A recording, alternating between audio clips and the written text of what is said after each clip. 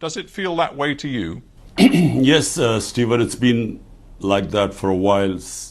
جی ہاں اسٹیفن، جب سے مجھے اقتدار سے ہٹایا گیا تقریباً 14 سے 15 ماہ پہلے تو اسٹیبلشمنٹ سمجھتی تھی کہ پارٹی ختم ہو جائے گی، اور عموماً ایسا ہوتا بھی ہے کہ جب آپ اقتدار میں نہیں رہتے تو آپ کی مقبولیت کم ہو جاتی ہے، لیکن اس کے بالکل برعکس پارٹی کی مقبولیت پہلے سے بھی زیادہ بڑھ گئی، اور یہ پاکستان میں بہت غیر معمولی بات تھی۔ جب ضمنی انتخابات ہوئے تو میری جماعت نے 37 میں سے 30 ضمنی انتخابات میں کامیابی حاصل کی، باوجود اس کے کہ اسٹیبلشمنٹ حکومت میں موجود جماعتوں کی پشت پناہی کر رہی تھی۔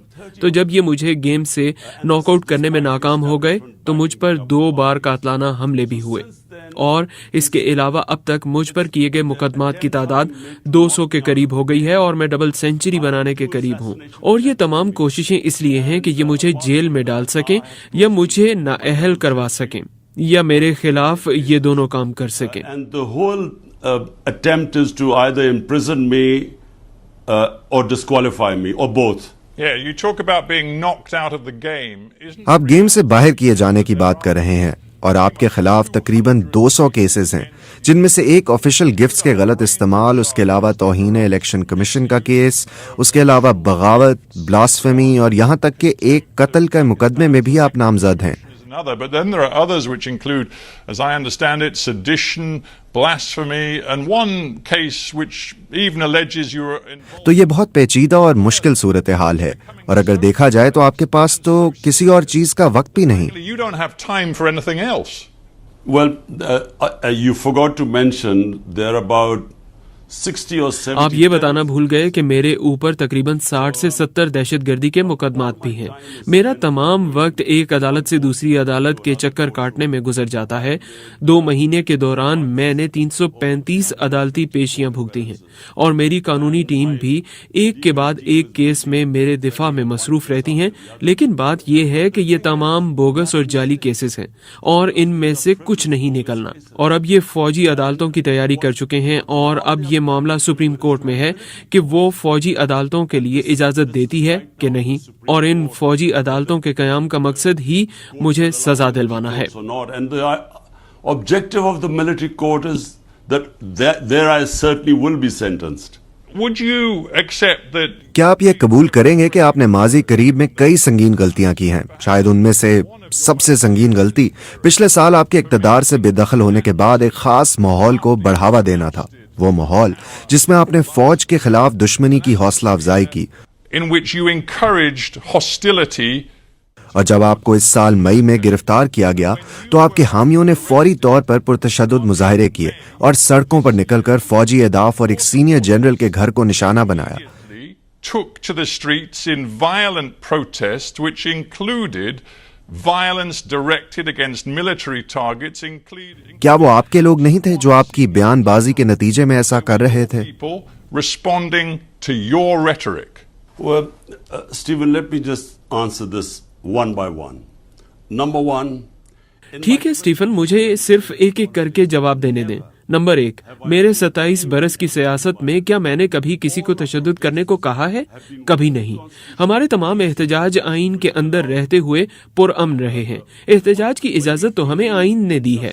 جب ہمیں کوئی ناانصافی محسوس ہوتی ہے تو احتجاج کرنا ہمارا حق ہے، اور وہ ہم نے کیا ہے۔ ہم نے 126 دن کا اب تک کا سب سے طویل احتجاج کیا، اور ایک بھی تشدد کا واقعہ سامنے نہیں آیا۔ تمام پرامن احتجاج تھے، ہم احتجاج کرتے تھے اور واپس چلے جاتے تھے۔ تو یہی بات ہے جو عدالتوں کے 2 فیصلوں نے اب بھی ثابت کی ہے کہ ہم اس میں ملوث نہیں تھے۔ ہم سمجھتے ہیں کہ ان پرتشدد کارروائیوں کی آزادانہ تحقیقات ہونی چاہیے ان 4 مقامات پر جہاں پر آگ لگانے کے واقعات ہوئے۔ None of us were involved in any of violence. We believe that there should be independent investigation into the 4 places where the violence took place. But hang on, did you not think for a moment, knowing کیا آپ نے ایک لمحے کے لیے بھی یہ نہیں سوچا کہ آپ نے اس تمام عرصے میں غیر ذمہ داری کا مظاہرہ کیا اور اس دوران فوج پر کٹ پتلی حکومت کو لانے، حکومت کو گرانے، بغاوت کا آغاز کرنے، پاکستان پر قبضہ کرنے اور جمہوریت کو مکمل طور پر کمزور کرنے کے الزامات عائد کیے؟ کیا آپ کو یہ نہیں لگتا کہ ان سب سے مشکلات پیدا ہوئی؟ undermining its democracy, did you not for a moment think that might lead to trouble? So, Stephen, what you're saying is that I should not tell what was the truth? تو اسٹیفن آپ جو کہہ رہے ہیں وہ یہ ہے کہ مجھے یہ نہیں بتانا چاہیے تھا کہ سچ کیا تھا. سب جانتے ہیں کہ پاکستان میں کیا ہوا. موجودہ وزیر دفاع جو اس وقت اپوزیشن میں تھے نے کہا تھا کہ 2020 میں جب میری حکومت کو صرف 6 ماہ ہوئے تھے اس وقت کے آرمی چیف نے انہیں 2 ٹوک الفاظ میں کہا تھا کہ وہ میری حکومت سے جان چھڑانا چاہتے ہیں. اور یہ کووڈ-19 کے باعث 2 سال تک نہیں ہو سکا تھا اور یہی وجہ تھی کہ وہ اس وقت ہماری حکومت نہیں ہٹا سکے. اور یہ بات موجودہ وزیر دفاع نے کی ہے. Which is why he held back. That's the only reason he didn't remove our government. Now this is ملک میں کسی کو بھی شک نہیں ہے کہ سابق آرمی چیف نے میری حکومت ہٹائی، بلکہ وزیر دفاع نے تو بڑھ چڑھ کر یہ بھی کہا کہ انہیں یہ کہا گیا تھا کہ عمران خان پاکستان کے لیے خطرہ ہے اس لیے ہٹا دیا گیا. یہی سچ ہے. he thought Imran Khan was dangerous for Pakistan. That's why he removed me. So this is just a fact. Well, no one. I talked about karma. Yeah, I talked about karma before. The truth is, you rode. میں نے پہلے کارما کے بارے میں بات کی تھی. سچ تو یہ ہے کہ آپ فوجی حمایت کا سہارا لے کر اقتدار میں آئے.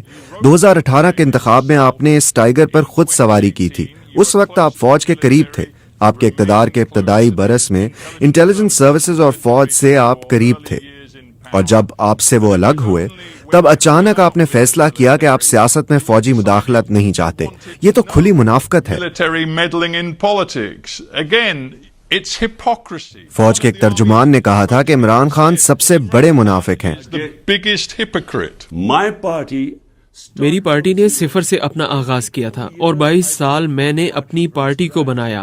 اور پھر اگر 2018 میں فوج ہمیں لائی ہوتی تو اب جب اسٹیبلشمنٹ کھلم کھلا ہمارے خلاف ہے اور ہمیں ختم کرنے کی کوشش کر رہی ہے تو حکومت سے باہر ہونے کے باوجود ہم نے 37 میں سے 30 ضمنی انتخابات کیسے جیت لیے؟ یہ کیسے ہوا؟ کیونکہ اسٹیبلشمنٹ کے لیے تو سب جانتے ہیں کہ یہ موجودہ حکومت کے ساتھ کھڑی ہے. تو کس طرح ہم تمام ضمنی انتخابات میں کلین سویپ کر گئے؟ تو صاف ظاہر ہے کہ ہم فوج کی وجہ سے اقتدار میں نہیں آئے. جہاں آپ درست ہیں وہ یہ ہے کہ فوج نے 2018 میں میری مخالفت نہیں کی تھی، لیکن 2013 میں فوجی اسٹیبلشمنٹ نے نواز شریف کی پشت پناہی کی، انہیں اقتدار میں لائے. اس لیے ہم نے 126 دن تک احتجاج کیا کیونکہ ہم چاہتے تھے کہ انتخابات کی تحقیقات ہوں، کیونکہ ہم جانتے تھے کہ انتخابات میں دھاندلی ہوئی ہے. لیکن اس کے برعکس جب 2018 میں ہم اقتدار میں آئے تو ہم نے خود اپوزیشن سے کہا کہ آپ حلقے کھول لیں، کیونکہ ہمیں معلوم تھا کہ ہم شفاف طریقے سے جیت گئے ہیں. لیکن کیا یہ سچ نہیں ہے کہ 2022 میں عدم اعتماد کی تحریک میں شکست کے بعد آپ کا ماننا یہ تھا کہ آپ عوامی طاقت کا استعمال کر کے آرمی کو اپنے ساتھ شامل ہونے پر مجبور کر لیں گے؟ لیکن آپ غلط تھے. میں مئی 2023 میں ہونے والے واقعات کی طرف آ جاتا ہوں. آپ کے سپورٹر سڑکوں پر آ گئے، انہوں نے پرتشدد واقعات میں حصہ لیا، اس میں اہم فوجی تنصیبات کو بھی نشانہ بنایا گیا. آپ نے بنیادی طور پر ریڈ لائن کراس کی، ایک ایسی ریڈ لائن جسے کراس کرنا آپ کی پارٹی کے حمایتی حتیٰ کہ سابق دوست اور حکومت میں آپ کے ساتھی کہتے ہیں کہ اس کے قصوروار آپ ہیں. یہ آپ کی ذمہ داری ہے. آپ کے سابق وزیر دفاع پرویز خٹک نے کہا کہ میری نئی جماعت کے تمام سیاسی نمائندے عمران خان کو 9 مئی کو ہونے والے سانحات کا ذمہ دار ٹھہراتے ہیں. انہوں نے کہا کہ عمران خان ریاست مخالف ایجنڈے کو عوام نے اور ان کی پارٹی کے سابق رہنماؤں نے رد کیا ہے.